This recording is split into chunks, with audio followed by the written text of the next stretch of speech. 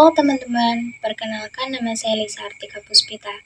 Di sini saya akan menjelaskan materi mengenai kajian semantik. Sebelumnya teman-teman udah tahu belum apa itu semantik? Jadi, kata semantik berasal dari bahasa Yunani yaitu semainein yang berarti bermakna. Kata bendanya adalah sema yang berarti tanda atau lambang, sedangkan kata kerjanya adalah semaino yang berarti menandai atau memaknai. Yang dimaksud dengan tanda atau lambang dalam semantik adalah tanda linguistik. Menurut Saussure, tanda linguistik itu terdiri dari komponen penanda yang berwujud bunyi dan komponen petanda yang berwujud konsep atau makna. Semantik disebut sebagai bidang linguistik yang mempelajari hubungan antara tanda linguistik dengan hal-hal yang ditandainya. Dengan kata lain, semantik merupakan bidang studi dalam linguistik yang mempelajari makna-makna yang terdapat dalam satuan-satuan bahasa.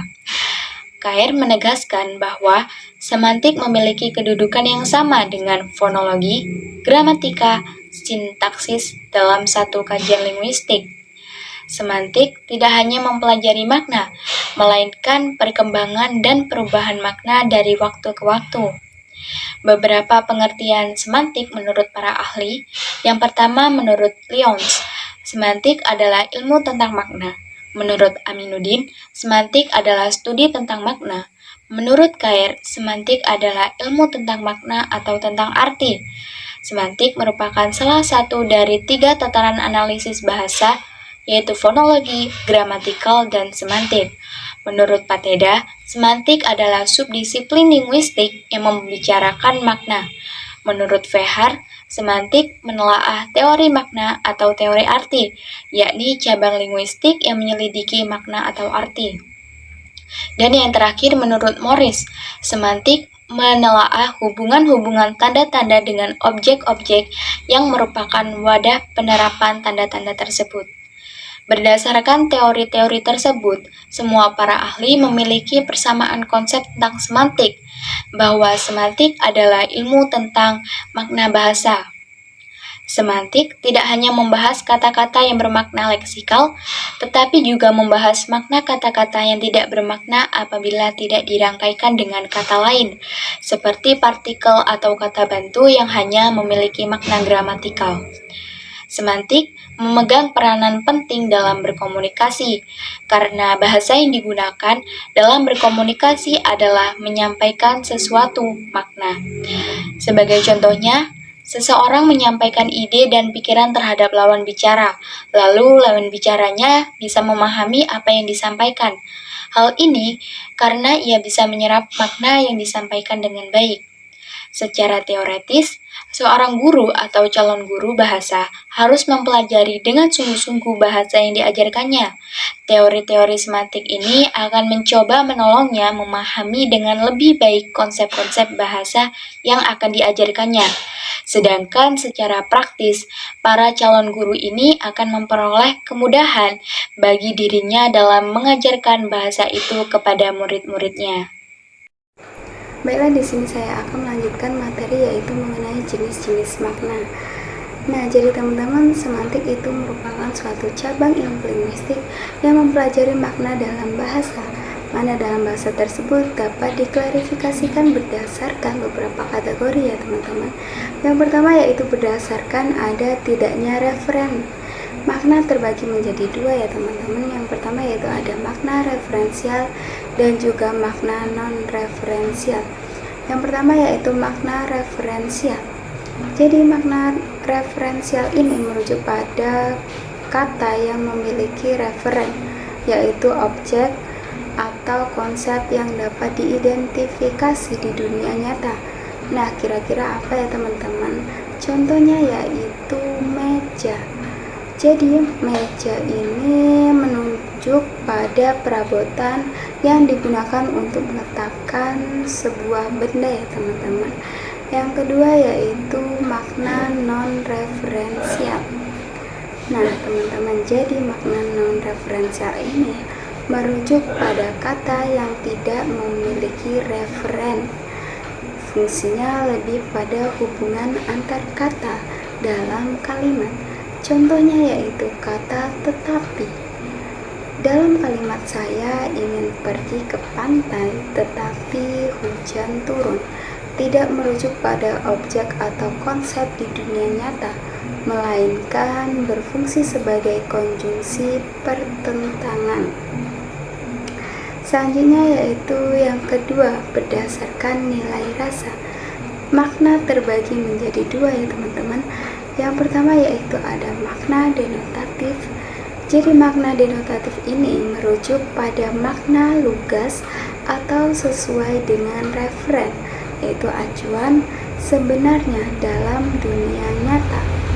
Makna ini objektif dan tidak menggunakan nilai rasa. Nah, jadi contohnya yaitu rumah, berarti bangunan tempat tinggal manusia.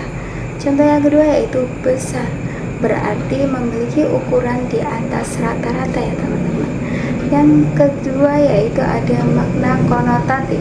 Makna konotatif merupakan makna tambahan yang muncul karena asosiasi atau nilai rasa yang berkaitan dengan kata tersebut. Makna ini subjektif dan bisa berbeda-beda bagi setiap orang. Contohnya yaitu rumah dapat berkonotasi kehangatan atau kesepian. Contoh yang kedua yaitu besar. Besar dapat berkonotasi yaitu kuat atau menakutkan. Yang ketiga yaitu berdasarkan ada tidaknya keterkaitan dengan konteks, yaitu yang pertama ada makna lesikal. Jadi makna lesikal ini merupakan makna dasar yang melekat pada kata sebagai unit kosakata ya teman-teman. Makna ini berfungsi inheren dan tidak berubah terlepas dari konteks penggunaannya. Contohnya yaitu buku berarti kumpulan kertas berisi dengan tulisan. Yang kedua yaitu makna gramatikal ya teman-teman. Jadi makna gramatikal ini timbul dari struktur atau fungsi dari kata dalam kalimat. Makna ini dinamis dan dapat berubah tergantung pada konteks penggunaannya ya teman-teman. Contohnya yaitu kata berjalan, makna memiliki makna dasar melangkahkan kakinya.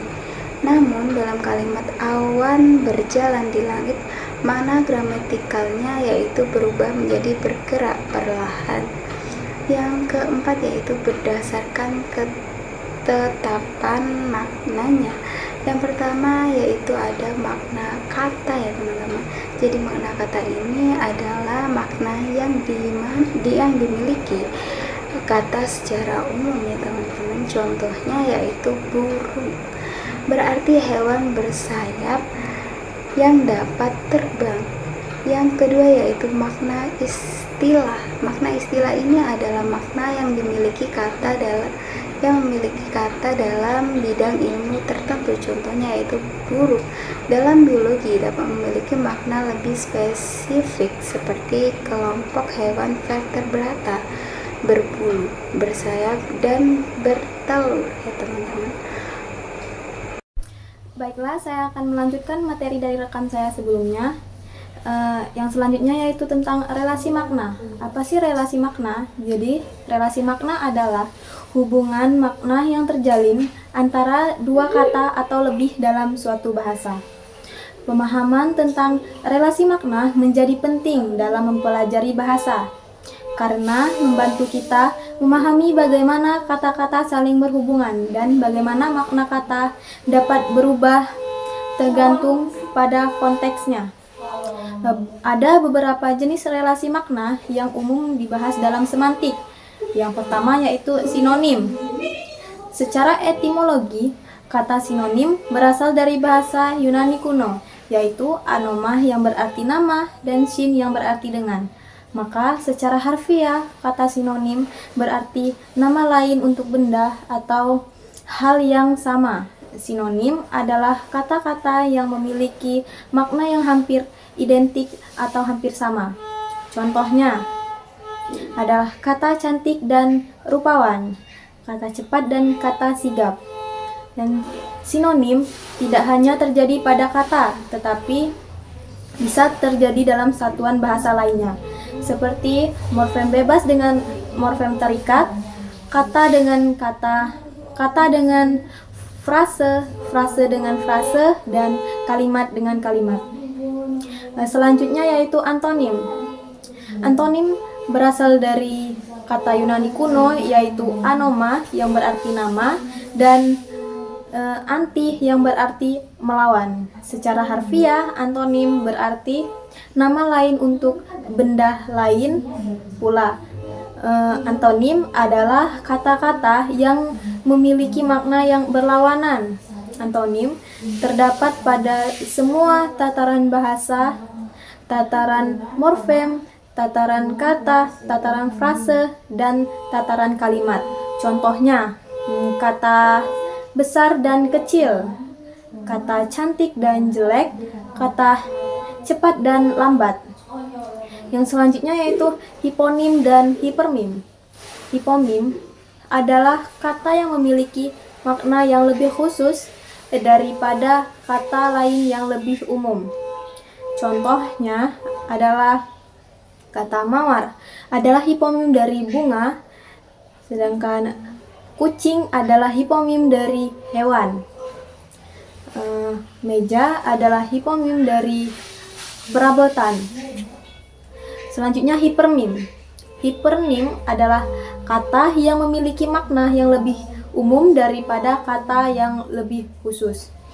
Contohnya, kata bunga adalah hipermim dari mawar. Kata hewan adalah hipermim dari kucing.